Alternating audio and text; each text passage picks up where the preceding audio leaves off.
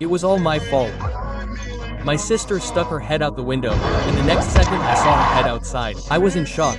I didn't have the courage to look in the back seat. I drove home. It all seemed like a dream. I couldn't believe I had taken my little sister's life. I spent the night with a feeling gnawing at me from the inside. But the worst was when my mother found Charlie in the car. The screams of pain and despair were horrible. She fell into a deep depression and started sleeping in my sister's bed. I couldn't sleep. It was like there was a hell inside my mind. It wasn't long before my mother exploded. Deep down, everyone knew it was my fault. And that's what she did. She threw everything in my face. I was speechless, until things got worse. My mother found a friend of my deceased grandmother who had also lost a child. The woman then said that through a ritual she had managed to speak with her lost son. My mother didn't believe in such things, but even so, she made the mistake of following that miserable old woman. The old woman lit a candle and said a few words. The glass began to move on its own, and even more bizarrely, a piece of chalk began to write on the blackboard. The old woman taught the ritual to my mother, and that same night she woke my father and me, telling us to hold hands while she spoke some strange words. Honestly, I thought she had gone crazy, until I felt a presence. Suddenly, my mother began to scream as if possessed. I almost soiled my pants until my father threw a glass of water in her face, and she returned as if nothing had happened. From then on, strange things began to happen. I felt constantly as if something was with me, until one day I was at school. When I looked at my reflection,